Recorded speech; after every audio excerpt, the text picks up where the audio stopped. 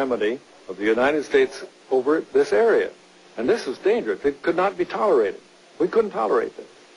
From Honduras, the same country that today is the Contra staging base, the CIA launched a small band of mercenaries against Guatemala. They were easily turned back. So with its own planes and pilots, the CIA then bombed the capital. Arbenz fled and was immediately replaced by an American puppet, Colonel Carlos Castillo Armas. He overturned all of the reformist activity of President Arbenz. He gave the land back to the United Fruit Company that had been confiscated. He took land from the peasants and gave it back to the landowners.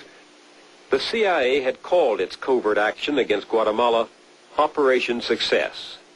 Military dictators ruled the country for the next 30 years. The United States provided them with weapons and trained their officers.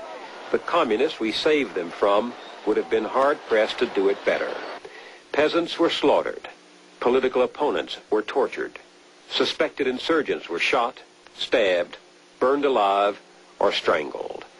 There were so many deaths at one point that coroners complained they couldn't keep up with the workload. Operation Success. What we did has caused a succession of repressive military dictatorships in that country and has been responsible for the death of over 100,000 of their citizens. Success breeds success, sometimes with dreary repetition. Mario Sandoval Alarcon began his career in the CIA's adventure in Guatemala. Today he's known as a godfather of the death squads. In 1981, after lobbying Ronald Reagan's advisors for military aid to Guatemala, Sandoval Alarcon danced at the inaugural ball. Richard Bissell, another veteran of the Guatemalan coup, went on to become the CIA's chief of covert operations. I looked him up several years ago for a CBS documentary. Cuba, 1961. 7 years after Operation Success in Guatemala, Bissell was planning another CIA covert operation. The assault has begun on the dictatorship of Fidel Castro. On April 17, 1961, Cuban exiles trained by the CIA at a base in friendly Guatemala landed on the southern coast of Cuba at the Bay of Pigs. The U.S. had promised air support, but President Kennedy canceled it. The invaders, left defenseless, surrendered. 7 months after the disastrous invasion, Kennedy delivered a major foreign policy address.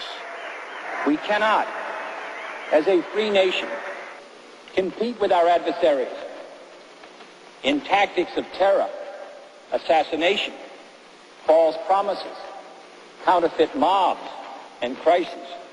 The president was not telling the truth. Even as he spoke, his administration was planning a new covert war on Cuba. It would include some of the dirty tricks the president said we were above. The secret government was prepared for anything. At one time, the CIA organized a small department known as Executive Action, which was a permanent assassination capability. Well, it wasn't just an assassination capability. It was a capability to discredit or get rid of people. But it could have included assassination. And it did. There were at least 8 documented attempts to kill Castro. He says there were 24. And there was even one effort to put LSD in his cigars. To help us get rid of the Cuban leader, our secret government turned to the mafia, just as we once made use of Nazis. The gangsters included the Las Vegas mafioso John Rosselli, the Don of Chicago, Sam Giancana, and the boss of Tampa, Santo Trafficante. If I read you correctly, you're saying it's the involvement with the mafia that disturbed you and not the need or decision to assassinate a foreign leader. Correct. It's a chilling thought, made more chilling by the assassination of John Kennedy. The accusations linger. In some minds, the suspicions persist of a dark, unsolved conspiracy behind his murder. You can dismiss them, as many of us do. But knowing now what our secret government planned for Castro, the possibility remains. Once we decide that anything goes, anything can come home to haunt us. Vietnam, 1968. American soldiers are fighting and dying in the jungles of Southeast Asia.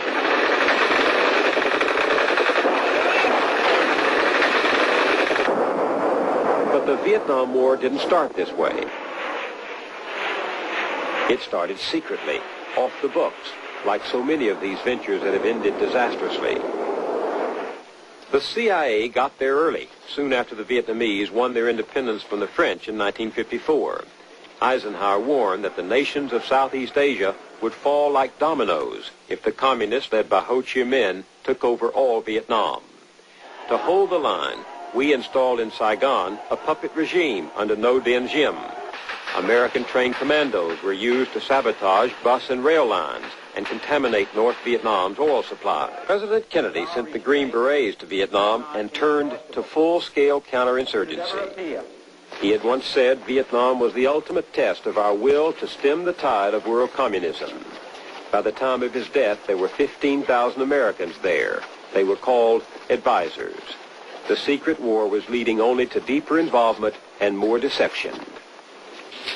It is my duty to the American people to report that renewed hostile actions against United States ships on the high seas and the Gulf of Tonkin have today required me to order the military forces of the United States to take action in reply. This president was not telling the truth either. The action in the Gulf of Tonkin was not unprovoked. South Vietnam had been conducting secret raids in the area against the North, and the American destroyer, ordered into the battle zone, had advance warning it could be attacked. But Johnson seized the incident to stampede Congress into passing the Gulf of Tonkin resolution.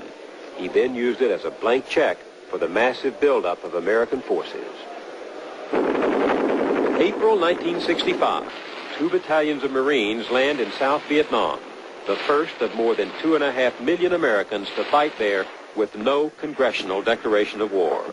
The dirty little war that began in secret is reaching full roar.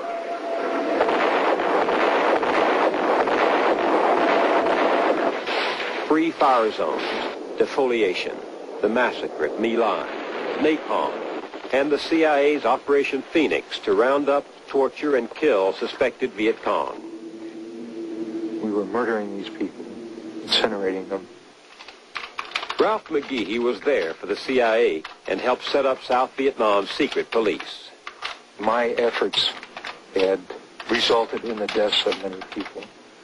And I just, for me, it was a period when I guess I consider myself nearly insane. I just couldn't reconcile what I had been and what I was at the time becoming. Many of the secret warriors in Southeast Asia had no such doubts or regrets. Some of the team that later joined the Iran-Contra enterprise helped to run the secret war in Laos. Coming in from an altitude of about 2,000 feet. As General Richard Secord later put it, Laos belonged to the CIA. Looking back, it's stunning how easily the Cold War enticed us into surrendering popular control of government to the national security state. We've never come closer to bestowing absolute authority on the president. Setting up White House groups that secretly decide to fight dirty little wars is a direct assumption of the war powers expressly forbidden by the Constitution. Not since December 1941 has Congress declared war. Since then, we've had a police action in Korea, advisors in Vietnam, covert operations in Central America, peacekeeping in Lebanon, and low-intensity conflicts going on right now from Angola to Cambodia. We've turned the war powers of the United States over to where we're never really sure who, or what they're doing, or what it costs, or who is paying for it. The one thing we are sure of is that this largely secret global war, carried on with less and less accountability to democratic institutions, has become a way of life. And now we're faced with a question brand new in our history. Can we have the permanent warfare state and democracy too? A shellfish toxin. In 1975, as the war in Vietnam came to an end, Congress took its first public look at the secret government. Senator Frank Church chaired the Select Committee to study government operations. The hearings opened the books on a string of lethal activities, from the use of electric pistols and poison pellets to mafia connections and drug experiments. And they gave us a detailed account of assassination plots against foreign leaders and the overthrowing of sovereign governments. Yes, it does. We learned, for example, how the Nixon administration had waged a covert war against the